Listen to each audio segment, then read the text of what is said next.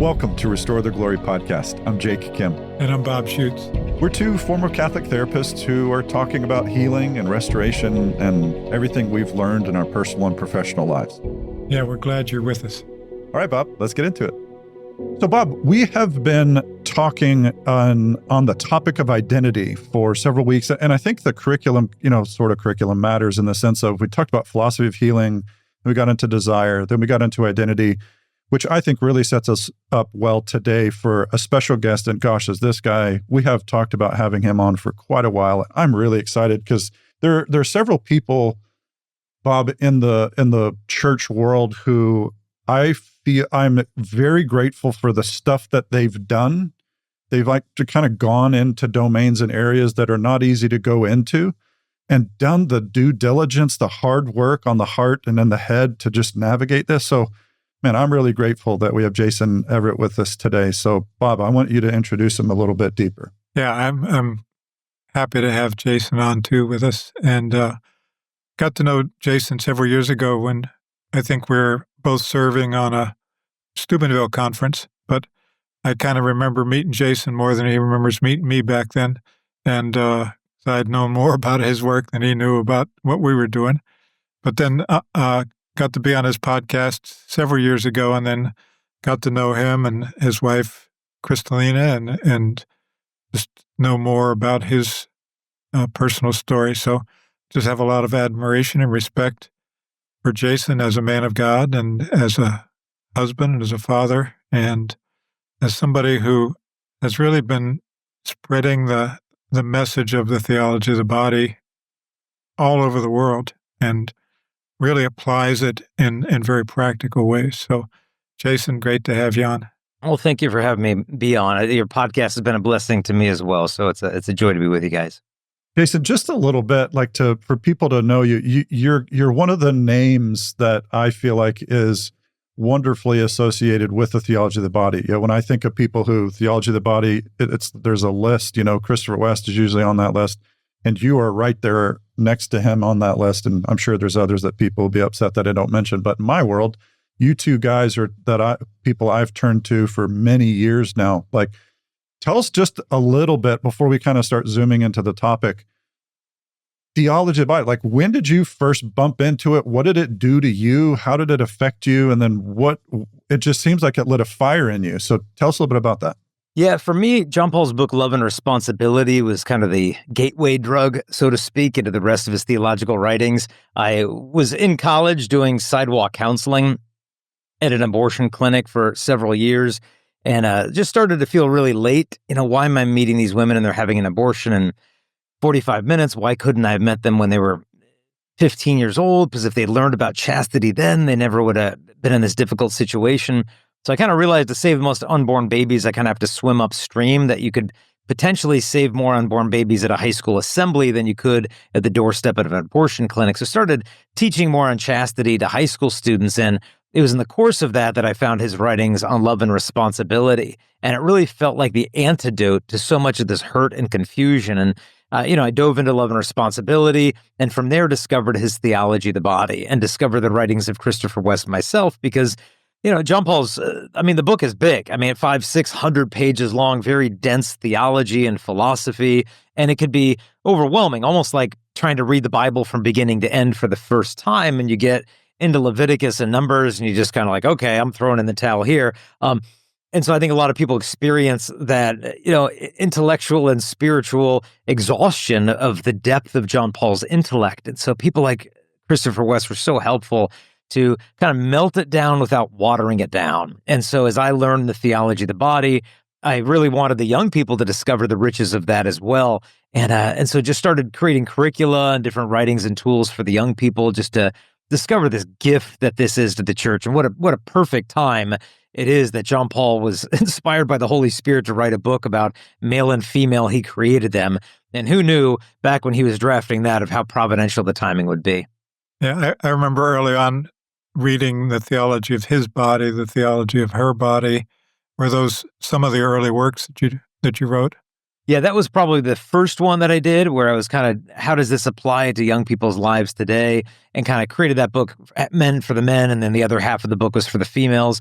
And then from there, created curricula like Theology of the Body for teens, junior high and high school. And then the high school programs now are called U, and then the other one's called Envision. But again, teaching John Paul's Theology of the Body. And then most recently, the book Theology of the Body in 1 hour, which takes much longer than an hour to read, but I really like the title, so I stuck with it anyway. So. Did it take you an hour to write? No, quite a few more. So a lot of people gripe about the title. It's like, what do you think? I'm like Scott Hahn, like speed reader here. I'm like, well, I mean, technically somebody could read an hour, but yeah.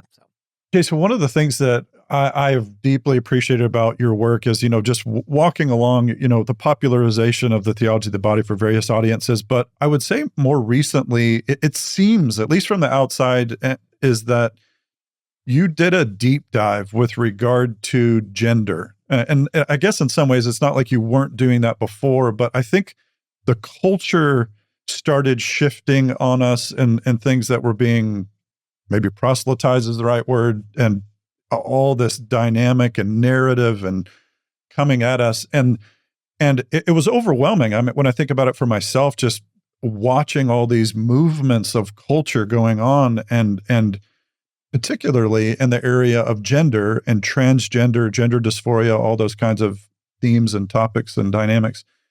And gosh, I was really grateful when I started to listen to your responses to it. So maybe can we start with, what happened in the culture? Like, give us the lay of the land again, because I feel like it's easy for us to forget that it wasn't always this way.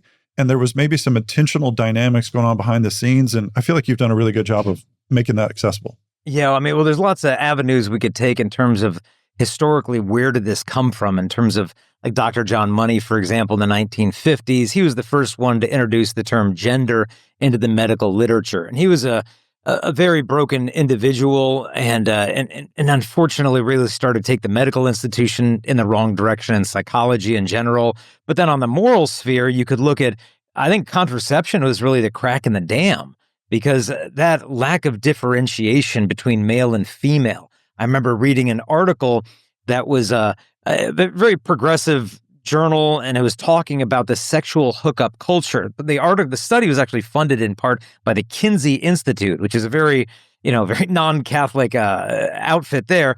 But what they were asking is like, where is this hookup culture coming from?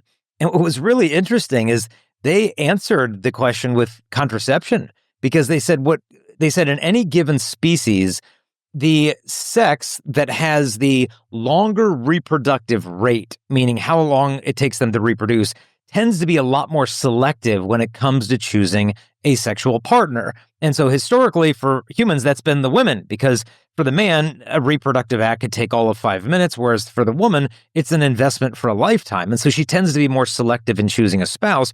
But what this journal pointed out is that contraception gives women the reproductive rates of a man, that she can just engage in it with essentially none of her femininity, biologically speaking, for a capacity for reproduction. And as a result, she isn't really choosy in who she's sleeping with. And that was kind of the lighter fluid for the sexual revolution, according to this very secular journal that discussed the topic. And so if having sexually distinct bodies doesn't really matter in the bedroom, then why should having sexually distinct bodies matter when it comes to what marriage is or what's going on in the public square or the living room? Does male, female really matter to begin with? And so to me, that kind of when that atom was split at the time of contraception being introduced, even in the church, among some, that was kind of what made the dam crack. And from there, I think there was a very logical progression from that to promiscuity, to abortion, to same-sex marriage, to gender ideology. And so I think historically that's where it was coming from a moral perspective. Yeah, that's a really good description.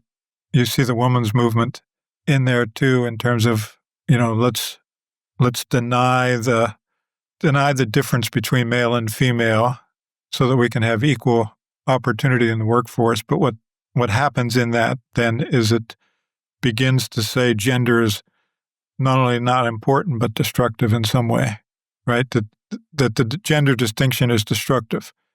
And then we move from there into all kind of chaos. Yeah, and it's almost, as you mentioned, it kind of makes me think of the Protestant Reformation, that the initial split was caused because there was a legitimate gripe of something that needed to be fixed, but they kind of threw out the baby with the bathwater. And I think in the same respect, in our culture, we had these overly rigid gender stereotypes, and they saw the solution to that, not to recognize that gender stereotypes exaggerate our sexual differences, but they swung the pendulum so far that now we just need to eliminate sexual distinctions altogether, and then we're going to be free. So there's almost this kind of a Marxist undertone to it all that, our differences are the problem. And when you can, erase any class distinctions, then we can reach this utopia. So it's kind of a Marxist ideology that's underneath the entire thing. What? So if we zoom in, so you're labeling Dr. John Money, and can we first set the parameters, and then I'd love for you to kind of walk us into some of the details of the movements, because again, I'm not sure everybody realizes that there's a cultural riptide or current that you can get swept up in, and if you're not careful, you'll find yourself way off in a spot you didn't even think, because you just thought you were paddling along, not realizing there's undercurrents and things moving, let alone in the spiritual realm. So we're going along, what would we say, in the 30s, 40s, 50s, and then I'm hearing you, Mark, Jason, contraception enters in, and the dam cracks. Like the sacred reality, the sacred institution of marriage now has these. There's almost like a message of, it doesn't have to be the way you've always thought it was. There's ways to increase enjoyment, decrease responsibility, and it's going to be great.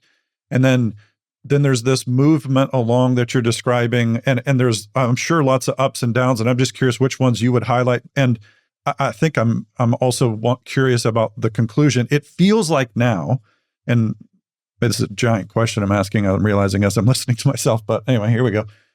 It feels like now that maybe 5 years ago, the gender narrative was like so loud. And it seems like now, this is the language I always use, some people are realizing, not sure that was as effective as we thought it was, even in the secular world. It seems like some cultures and governments are walking things back.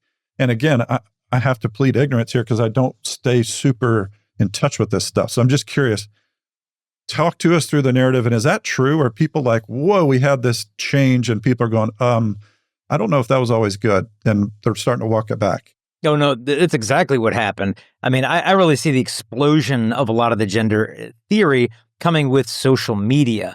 When Instagram came to be, there was this skyrocketing level of, in particular, young adolescent females. The title given to what they're struggling with is called rapid onset gender dysphoria. So what you're looking at is predominantly adolescent females who do not have a pre-existing history of gender dysphoria as children. Students go to public schools, typically spending an inordinate amount of time on social media, oftentimes presenting with autistic symptoms as well, and having a cluster of friends who are coming out as bi or non-binary or this or that.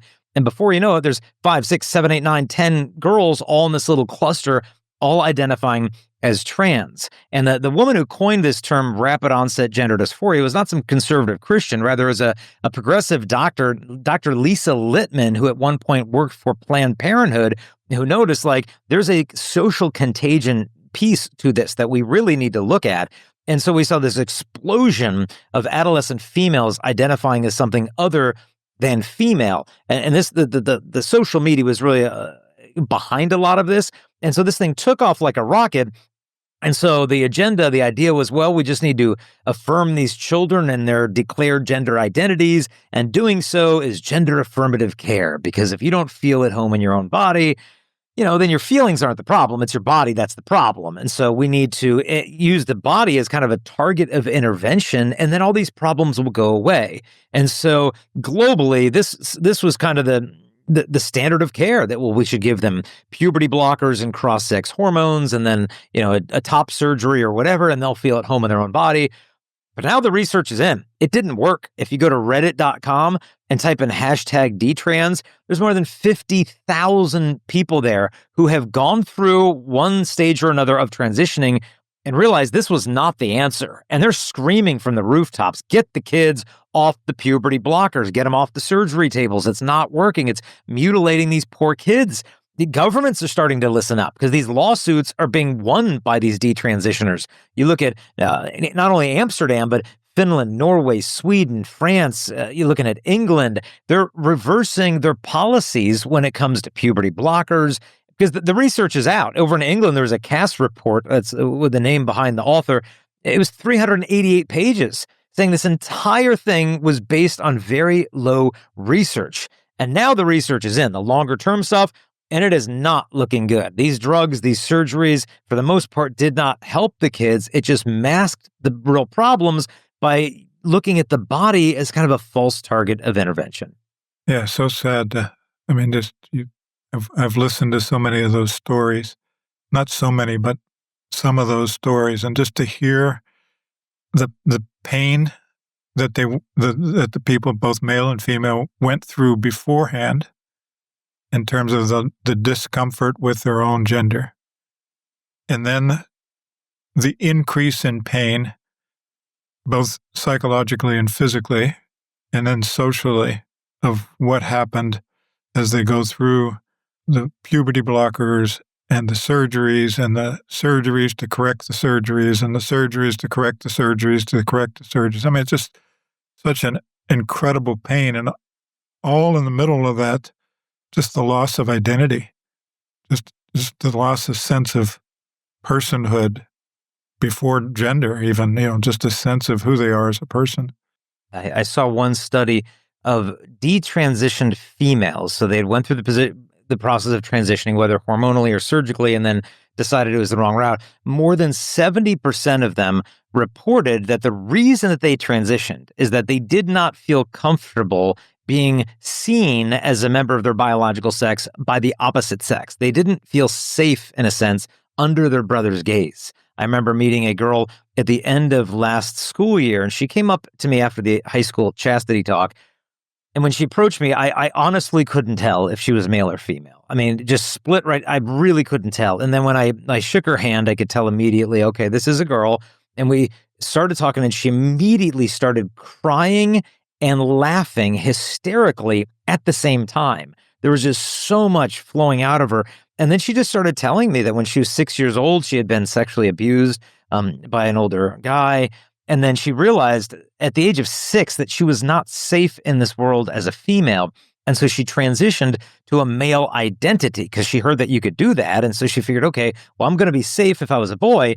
Transitioned to a male identity. And at the age of 12, was abused in an even worse way, presenting as a boy, and then realized I am not safe presenting as any sex. And so now she identifies as non-binary, and she explained to me that she's found so far that she can feel pretty safe, that no one can really tell what she is. And so many individuals like her are living out of these wounds without even realizing it. Yes, years ago, it used to be, well, we'll just gain a lot of weight and be less attractive or something like that. But now with all this, gender distortion, now it's another mechanism of self-protection that, again, just like gaining weight is not real protection because it has its own consequences. This has so many more consequences that are so much more destructive even than the original wounding that you're protecting from, which is the case in a lot of our inner vows. I'm going to protect myself from this. And what happens is I create more suffering from how I'm protecting myself. It's really sad. Something that you said, Jason, that I had never thought about or heard before is that the problem was labeled as the body. The body's the problem. And it's such a wild concept. I think, as I try to genuinely empathize with someone in this world, like understanding wounds, I personally understand deep woundedness. And I guess in some ways, and I can understand the experience of the body's the problem because, it's an experience you get when you get older and you get frustrated at your body because it can't do what it used to do. And what's wild, I think, is the level that I'm willing to go to. I think it's startling to me, the commitment of I will go through a surgery to try to fix something that, again, from my perspective and view, I see it as a psychological dynamic, not as a physical dynamic, and yet the body's the one that gets is the thing that's trying to be addressed. When you're talking about the Instagram effect, and I watch this, I experience it, I see it, like there's so much research about the impact of social media, what that does to the brain. It's just a fascinating concept that let's change the body so that my psyche or soul doesn't need to change. It feels so inverted and confusing. Yeah. Jake, as you say that, I'm thinking about, Jason, you probably have run across this too. I'm thinking about John Paul II and the Theology of the Body when he's talking about shame. And he says, and the body becomes the scapegoat of the shame. And that manifests in so many ways, but probably most powerfully here.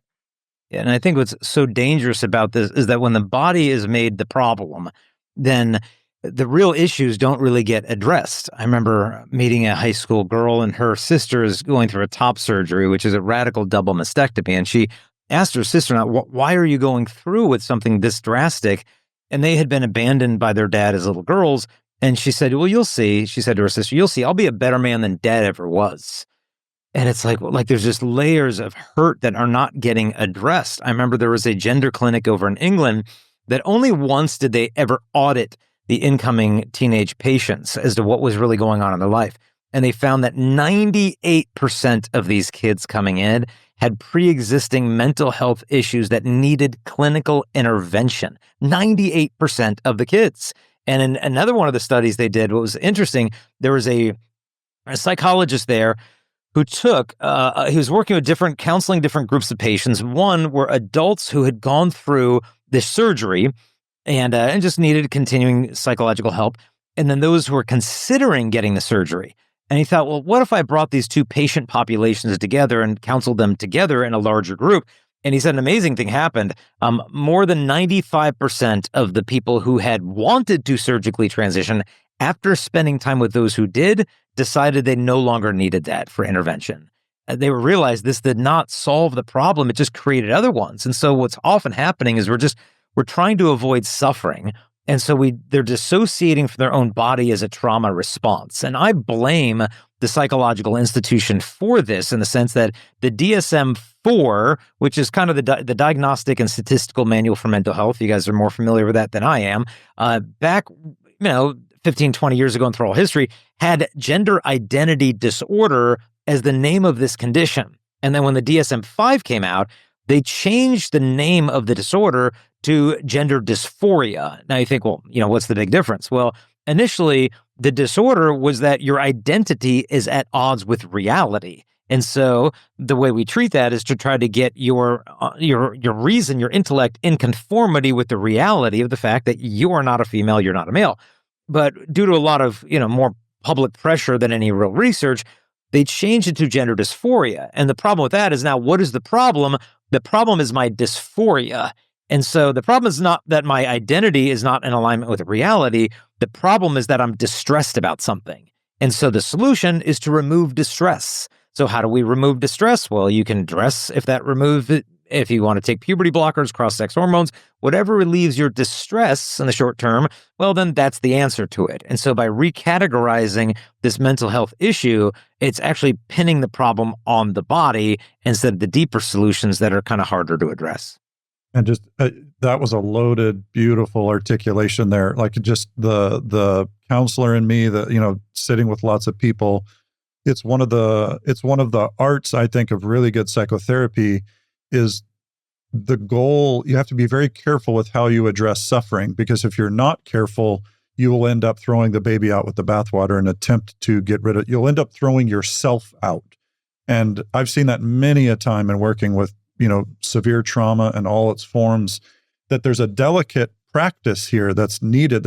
Really, it's loving well. You have to be very careful, which means full of care in loving the other person who's in intense suffering.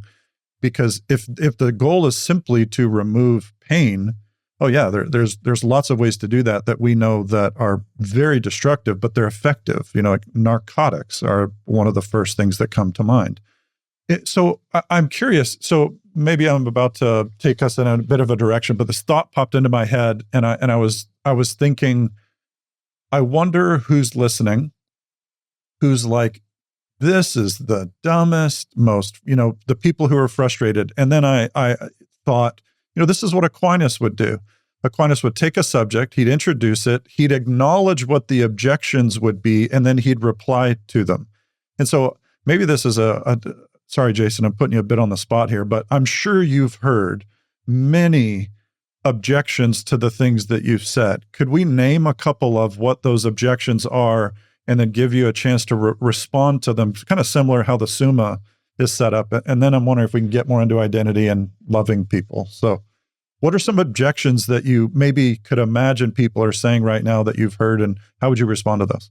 Well, a lot of people in the medical industry will say, look, what these kids are obviously distressed, and so they need to be given some time to be able to embark on their own gender journey. And things like puberty can be so distressing to them psychologically that, now that we have the medical advances, we can just kind of pause puberty and just give them time so that they don't have to go through puberty in the wrong body. And then that way they can discover what it is, and it's fully reversible, and they can have time to discover their true identity instead of having to go through all these difficult changes. So that's kind of the idea. But the problem with that, it's many. It's that if you don't go through puberty when you should have puberty, it's actually a disease. It's called Kallman's syndrome. So we're inducing a disease state in the bodies of otherwise perfectly healthy children, physically speaking. And so the way they do that, they put the kids on a drug called Lupron. This is the same drug given to chemically castrate male sex offenders. And they say, well, it's just a pause button. No, I mean, you're pausing neurological development, you're pausing bone development, and you can't get those years back.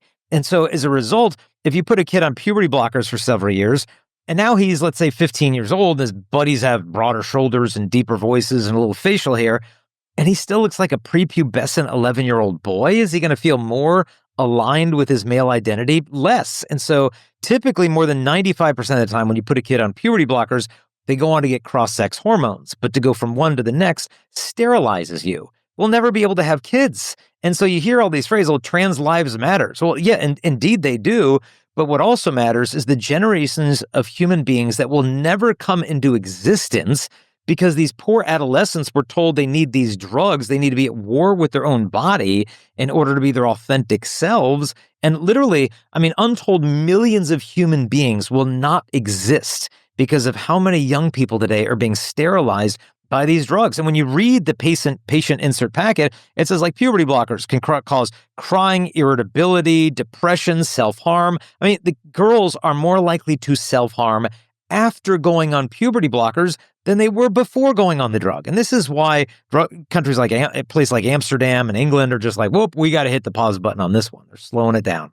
Yeah. And how about the suicide threat? One of the things that was argued before was, if we don't do this for these kids, they're going to commit suicide. And can you address that? It's a very powerful narrative, especially if you're the parent of a child who's experiencing gender dysphoria, and then you go to the pediatrician and they say, well, what would you rather have?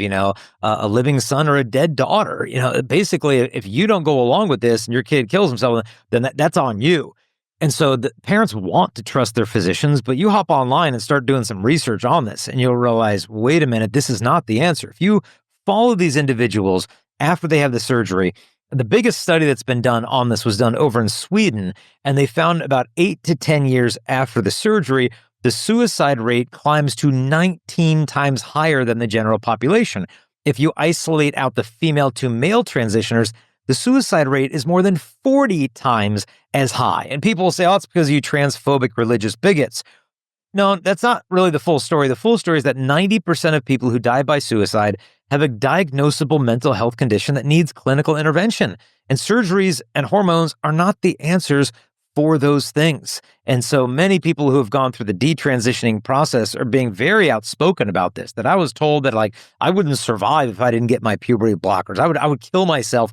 And they started to believe those own narratives themselves. And so these young people need a better message than they have to hurt their body in order to be their authentic self. And that's what this whole gender theory message is actually teaching. So could we get it? I think it was a great setup there to get into the concept of identity in these domains, and then we can get into how do we love well here. So we've been talking in the, in this series about what is identity, as in kind of previous episodes. I mean, about what is identity and how is it found? How is it received primarily from God, et cetera? So I'm curious, Jason, how would you answer the question, like, what is identity? And then how does it connect to all of these dynamics that we're seeing in this community and the people who are struggling here? No, I think this is such an important point because we unwittingly, as a Christian community, have taken in the language of the secular world when it comes to this issue. So, yeah, it's a trans kid. Yeah, it's a transgender child. Like, no. There is no such thing as a transgender person. And some, advocates of gender theory would hear that and be like, oh my goodness, this is just pure hate speech and you're trying to erase these individuals like they don't even exist. And it's like, well, wait a minute. I'm not saying that their gender dysphoria doesn't exist. I'm not saying that they don't exist as human beings and that the experience that they've had in that body has been very distressing and difficult. Of course, those human beings exist. But to identify yourself by your dysphoria is not a healthy anthropology. Because if I think that I'm going through the distress, there's a word for my distress, and it's trans. I am trans. Then it becomes not only my identity, but it becomes my origin. Like, this is who God made me to be, and it becomes your destiny. It's immutable. It's unchangeable. This is simply who I am. And they're actually living out of this false identity when their true identity is like, you are a beloved child of God the Most High. And so we shouldn't identify ourselves by our transgender inclinations, by our sexual attractions, like I am gay, I am straight, I am bi, I am trans. That's not how the church views the human person. Yeah, that those experiences are real and they're part of your story, but they're on page 57. They're not the cover story. And so we need to reclaim the personhood first. That is a person made in the image and likeness of God who experiences gender dysphoria. And so we have to validate the reality of their lived experience because oftentimes they feel like a mystery even to themselves. And they feel like, well, I've just never felt like I'm one of the girls, but then I knew I wasn't a guy either, but I just feel like this outlier. Then they discover the word non-binary and it just resonates with their lived experience and they feel so seen and they feel so validated. And then they find a community of like-minded individuals and all of a sudden they have their identity, they have their community, they have their mission, and it's meeting these deep core human needs that they didn't find elsewhere, maybe in the church. I just felt like I didn't fit in with those other people, and I didn't really feel like part of the community. And so it's offering them those deep needs, and that's where the church needs to step into that space. Something you said, Jason, like, gosh, this feels so important. The distinction between an internal experience, a recurring emotional experience, a wound that occurred. Bob, we've talked a lot about this domain, but you just nuanced it so nicely, Jason. There's this internal experience. Other people validate that internal experience, and then that's who I am. And when you step far enough back, I mean, you go, gosh, that's a really dangerous dynamic because that internal experience isn't stable, nor is it surrendered to an author or an ultimate creator who holds the truth in existence. So I noticed two things. One, my subjective experience now becomes the objective reality, where in John Paul II's Theology of the Body, he's holding both of those together in charitable tension at times, but you can't get rid of one. They have to, they work in harmony. That's the ultimate goal. But I've just never heard it. Wow, my subjective experience now becomes the trump card that I play back on an objective reality, and that's the final say. And I'm like, gosh, that's a recipe for a lot of pain. And yet it seems that's what's going on. Thoughts there? Yeah, and I think that they felt invisible in their suffering. I've heard it said that trauma isn't that something bad happened to you. Trauma is really suffering in the lack of an empathetic witness. And so when they feel unseen in their suffering and all they hear is that, like, oh, non-binary, trans woman, gender fluid nonsense, you're either XX or XY, that's all there is to it. Like, if all we offer them is a debate or a dismissal of their lived experience, they'll latch onto it all the more. I remember one of these individuals emailing me and he said, you know why we scream? He said, because that's the only time we feel heard. And it's like, okay, what that tells me is you have not been heard. I remember one of the guys I communicated with, he identified as a female. We've been in touch for a long time via email. And I told him, hey, I'm coming to Louisiana to do some talks. Would you like to meet up for dinner? And he said, I'd love to. And I didn't realize what I was asking. He lived 2.5 hours away, and he made the trip just so I could have dinner with him. And he talked 99% of that conversation. I mean, if you saw a transcript of the whole thing, it was just brrr, and then I'd be like, and then brrr, yeah, oh, wow, it must be hard. Brrr. And when the dinner was over and he drove away, I just felt like, yes, like I won. How did I win? Because he drove away understanding the church has ears. And that was my agenda. I just want to make sure when he's done, he knows the church doesn't have a mouth only. We have eyes, we see, we have ear, we hear you. And from there, we've been able to stay in touch more and go deeper because he knows that I'm listening. So I think that's important, that we're just being the ears of Christ in addition to speaking the truth. Yeah, that's beautiful. I love that. It's interesting. You had a transcript of somebody who identified as trans, and the transaction between the two of you helped get him to his identity. Just comment, as you're speaking about this, what you're identifying is there's layers of distorted identity. Like the layer up top is I'm trans, I'm gay, I'm bi, I'm non-binary, whatever that might be. But underneath that is another set of lies, which is really the deeper place that they're not heard, which is, what we've talked about is all the 7 deadly wounds and the lies associated with that. And so here's a child who doesn't feel seen and heard. He doesn't feel known. He doesn't feel loved. He doesn't have a sense of belonging. There's confusion. And so all those, there's shame around his body, around his identity. And so all of those deeper identity wounds are lying there unseen, unheard, unspoken about, unaddressed, and mostly unloved. And so in the absence of that, they're going to latch on to something that gives identity, that gives belonging, that gives love, quote unquote, love, and yet just creates more confusion. I remember, as you say that, a high school boy coming up to me in Dallas, and he came up after the chastity talk and told me he was trans, and we started talking. I said, well, tell me about you and your life. And he said, well, I've got 2 older sisters, 2 younger sisters. And he's like, you know what? My parents love them. They fawn over them. They can do no wrong, but I'm like the black sheep of the family, and nothing I do is ever good enough for them. I'm in mixed martial arts. I'm on the swim team. I got straight A's, but nothing is ever good enough for my parents. And I said, well, do you think if you were born a girl, you would have been loved the way your sisters are loved? And he said, well, I know that I would have been. And I said, well, this is it. Like, your ache isn't to be female. Your ache is to be loved because that's what you were made for. And you see the female identity as the pathway to that love that you were created for. And so I think we have to have reverence for the suffering that these individuals have experienced and teaching them in a pastorally gentle way to reverence their own stories. Otherwise, the label becomes a replacement for the bigger story. So Jason, you're leading us nicely into this kind of final section that I'm hoping we can talk about. And gosh, this is something that I've been very guilty of myself, and particularly when I was first passionate about my faith, whereby the truth became my security. And unfortunately, it also became the weapon I used to bludgeon other people, not for their good, but for my own, whatever I was trying to go for. So I've really appreciated hearing you nuance in various settings.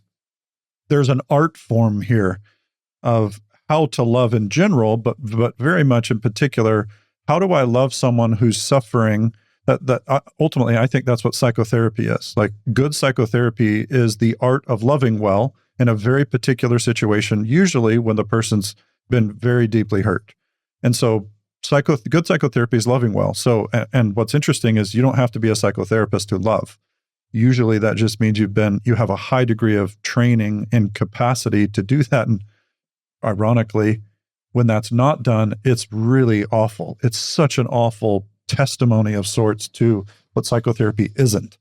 So you're describing story after story after story. And so walk us into a little bit about what you've learned. I loved what you said a moment ago. So they're first ears and eyes, before mouth. Bring us more into that. Break that open more. How do we love people in these domains? Do we ever share the truth? Like at what point? Like what have you found? Yeah. Well, I mean, there is a culture war going on, and we need to recognize the reality of that and deal with it with legislation and corrupt pharmaceutical industries and the public school education department forcing these agendas on kids. Like there's a real legit culture war going on. But more often than not, these young people wrestling with it are not culture warriors trying to deconstruct gender norms and overthrow the patriarchy. I mean, yeah, those folks are out there, but more often than not, these young people are casualties of the culture war.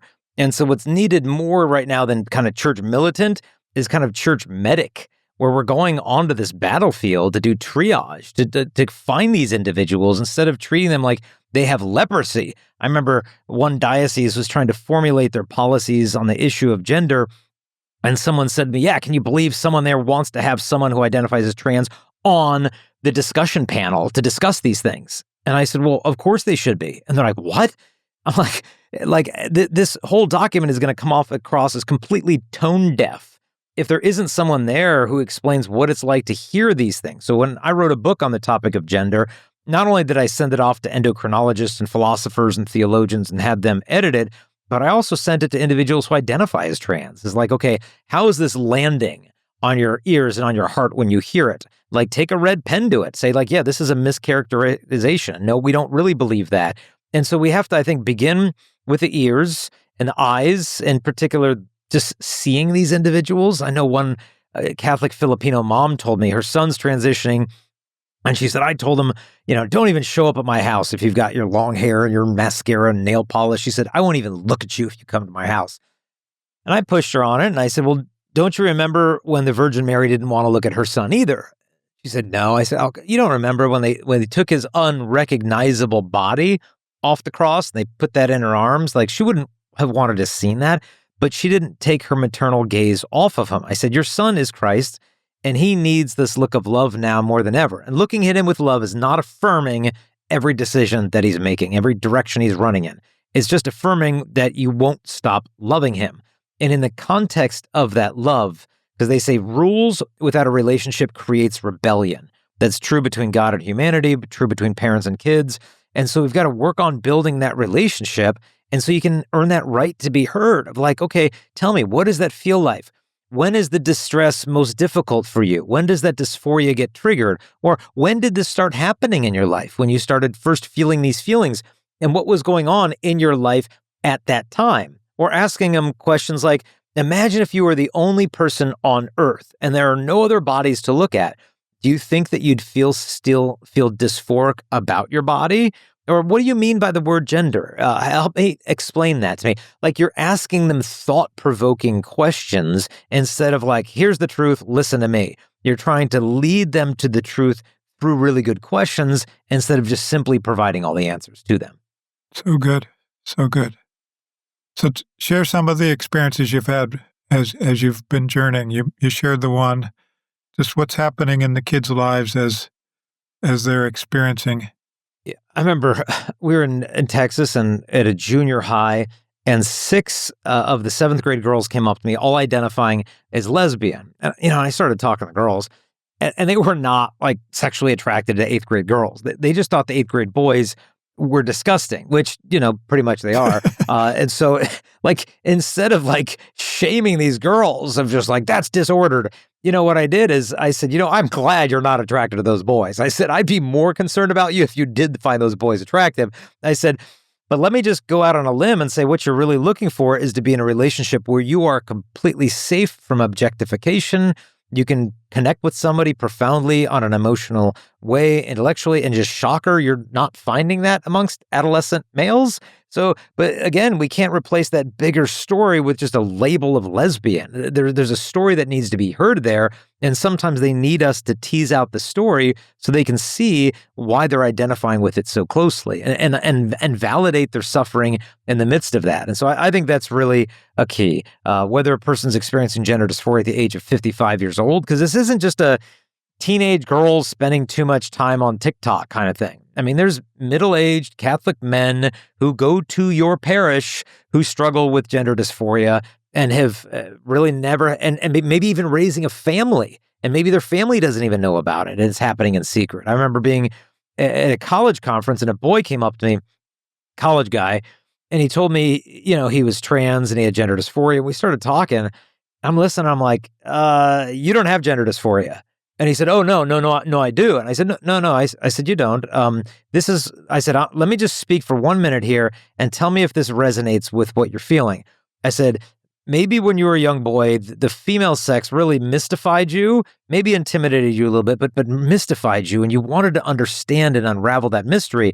And maybe your sister or your mom had clothing around the house, and, you kind of put some of that on, and you felt this rush of excitement and connection to the feminine. And as you grew into adolescence, that kind of became sexualized a little bit. And you started, are deriving some sense of arousal or satisfaction by seeing yourself presented as a woman. I said, this is not gender dysphoria. This is called autogynephilia. And this college kid's jaw just dropped. He said, you just explained my entire life in a minute. He said, I never felt like the gender dysphoria or trans label fit, but I just didn't know how to understand why I was behaving in this way. And the treatment pathway for that is totally different than treating gender dysphoria, but he didn't have anyone to bounce this off of that could help him understand his lived experience. And he never really thought he was a woman. He just wondered why he did these things. And then he saw the social media stuff and like, oh, well, this must be the answer. I am trans. But there's not a one size fits all answer for everybody. That's why there just needs to be a whole army of listening eyes and ears that can lead them to the truth and love. There's something I used to say to myself, and I remember where I first heard it, but it's called the incarnational principle, meaning when Jesus became human, it was the greatest act of empathy ever. And there's many measures and ways to look at the incarnation. This is just one of them, whereby he knows our experience. The scriptures even speak about this. He knows everything but sin in our experience. And so if we're looking at love incarnate, he plunges himself right into the mess. And not roughly speaking, for 30 years doesn't make any comment on the situation. The amount of time that he's present and attuning, you could say, before having a quote unquote response is really, there's a nice proportion there. You could argue about a 10-to-1 ratio of there's about 3 years he's responding and doing so masterfully, and about 30 years that he's just taking it all in, figuratively speaking. If I use this like as an icon, I think there's something there. Jesus is always the model by which we learn how to love. And as I'm applying it here, I'm looking at, gosh, that's often really hard. And I think for everyone who's called to love our neighbor, and in this conversation, we're talking about the neighbor who identifies as trans or has gender dysphoria, et cetera. How does Jesus love them? Like, how would he love them? And you can take the realities that we experience in Revelation, revealed word of God through tradition, and watch what love looks like, and then go, well, I obviously am called to do something similar because that's what love looks like. And Jason, I'm hearing you do the incarnational principle, which is I'm going to get close to you. I'm going to actually let you impact me. I'm going to listen to you deeply and not have to force a response, although there is a time where the response is necessary. And Jesus shows us that. Look at how he responds to all kinds of people, Pharisees, sin, the devil, blah, all that has its time and place. But the precursor of that, it's really hard to argue that Jesus busted onto the scene, just ticked off, slamming people, ripping things. That is not the narrative at all. And you could argue it's the same thing in the Old Testament, even though people focus in on, look at all the destruction he did. Like, these things have to be set and held in context with what he actually said, what he actually did, and the time periods with which they occurred. So I'm just curious, how does that resonate with you, Jason, this incarnational principle, this the healing that can come from simply, I will be with you and not throw you to the wolves of my ideas and just devour you, destroy you. Like, is there truth there that you found? Yeah, they need to trust you before they're going to trust your ideas, in my opinion. I remember we were at IKEA buying my kids some like cheap furniture made of cardboard or whatever they have there. And we were going through the restaurant. They've got a little place there that serve up some Swedish meatballs or whatever. So we decided to grab a snack. We get in this little cafeteria line, and the guy serving the food was presenting as female. And it didn't seem like he was trying to put a lot of effort into that persuasion in terms of like, I mean, big hairy nails, a little bit, or hairy arms and long nails and facial hair. And like the kids were really kind of taken aback, like what is going on here? Because he had lipstick and makeup, and my kids are so confused. And then the guy went around the counter to get something, and my little boys looked at me. He's like, Dad, like, what do we do when he gets back? And I said, oh, watch what we do. Just watch me. And the guy came back and I'm like, how's your day going? Yeah, and I just started entering into conversation with the guy and talking about his day and this and that. And then I sat down and brought our tray to the table with the kids, and I said, now, do you know what you call that person? And they go, like, what? I'm like, that's called a human being, okay? Can you say human being? And then we talked about gender dysphoria and kind of making sense of that. But I really wanted them to see the humanity of the person. As Mother Teresa would say, like, this is Jesus in a distressing disguise. She meant that in reference to the beggar who was naked in the gutter covered with maggots. But sometimes his disguise can be distressing to us, and we might want to look the other way and pass on the other side of the road like the Pharisees and the priests and everything, when the man who's wounded and needs to be bandaged is over here. And so, we need to go them and just bandage them with dignity and love and acknowledgement instead of seeing them as this cultural enemy that we need to defeat with great apologetic arguments. There's a time and place for argumentation, but what's needed more right now than simply the debate is to enter into their lives and to see them. Really strikes me as both of you were talking, Jake, you were talking about the presence of attunement, and you've been talking, Jason, about ears and eyes before the mouth, and thinking about most of this wounding happens from a broken attunement. Whether it's a broken attunement from mother or broken attunement from father, most of sexual disorientation, I would say, starts in those early months.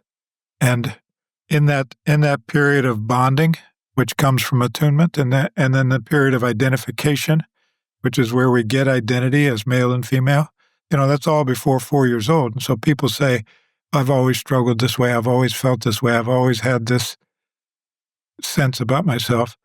But you're providing the solution to the problem at the level that the problem exists, which is in really attuning to and being present with and loving at that core level. I was in a high school just this last week and met a boy who came up afterwards and was really distressed about the fact that he experienced same-sex attractions. And I, started talking about, well, sometimes, a guy is looking for the affection and approval and admiration of his dad that he never really received. And the world kind of teaches us to sexualize these problems. And I was totally wrong. It was the opposite for this guy.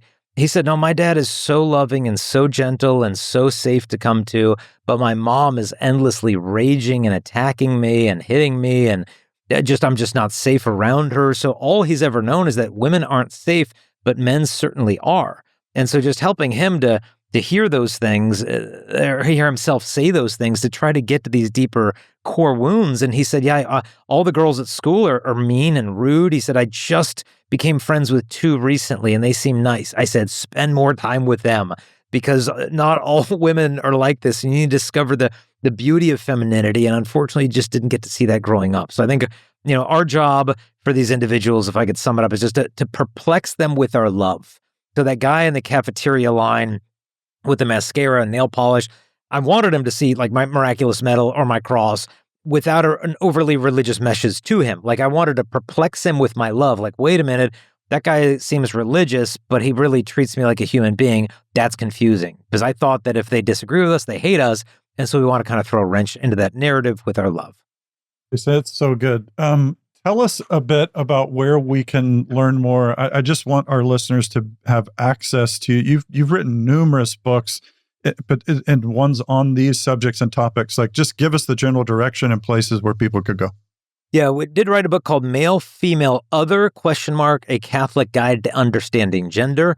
We also have a smaller version of that's more Christian-based that looks very similar, has an introduction by Chloe Cole, who's a detransitioner and public advocate. And we have a course that people can take on this subject at chastity.com/gender, where they can learn, how do I respond to this if it's my kid or if I'm a teacher or if I experience it?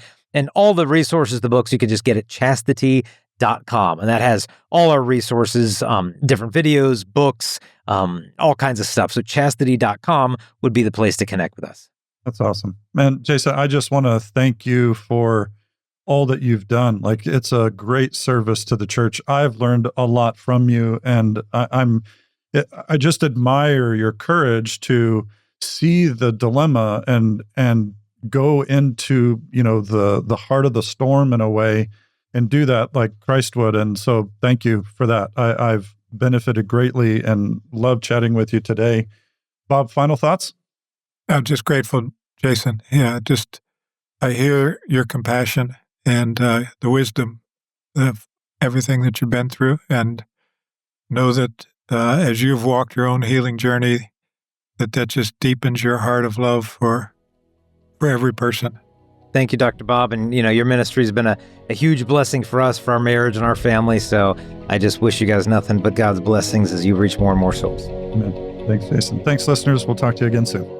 Thank you so much for listening to today's episode. If you want to go deeper into the journey of healing and restoration, consider partnering with us on Patreon, where you'll gain access to exclusive content just for patrons. Simply go to patreon.com/restoretheglory.